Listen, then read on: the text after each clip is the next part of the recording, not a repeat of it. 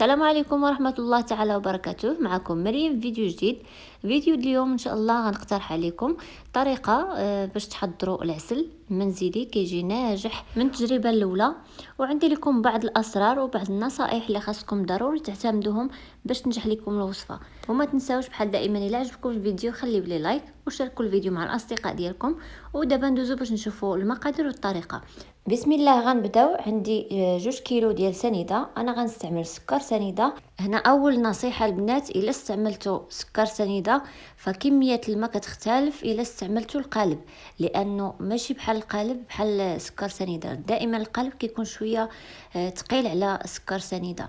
المهم غادي نضيف عليهم حامضه مقطعه على 2 ومعصره كيف ما كتشوفوا، وغنديرها في السكر لداخل. من بعد غادي ناخذ ايترو ديال الماء، غنقص منه كاس ديال العنبه عامر، غنحيدو على جنب.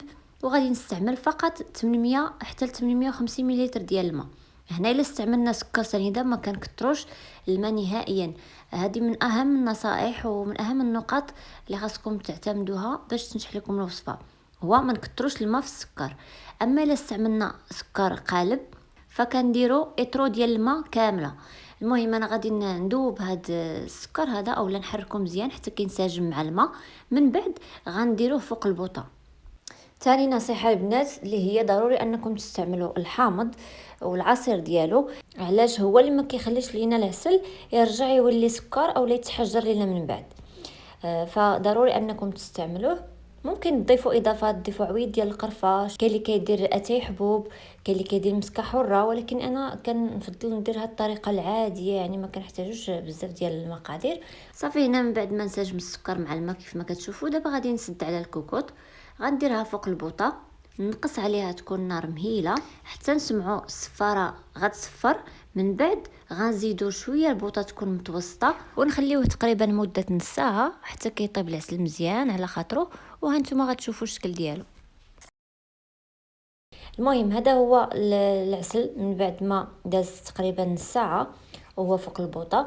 باش كتاكدوا ان العسل ديالكم طاب مزيان، ملي كتشوفوا الحامض ولا اللون ديالو غامق ولا بحال القهوي، وإلا بغيتوه يكون اللون ديالو اغمق اكثر من هكا فكترجعوه فوق البوطه، ما تسدوش عليه، تخليوه غير كيتبخ شويه حتى كيتبخر منه شويه ديال الماء. من بعد كتطفيو عليه وتخليوه على جنب. وهذا هو العسل من بعد ما دازت ليله كامله. غتحصلوا على هذه النتيجه اللي صراحه من انجح الوصفات اللي ممكن تجربوها. يعني طريقه سهله وما تطلبش شي مجهود، خاصكم غير تتبعوا النصائح والمراحل كلها، ان شاء الله غتكون النتيجه مرضيه.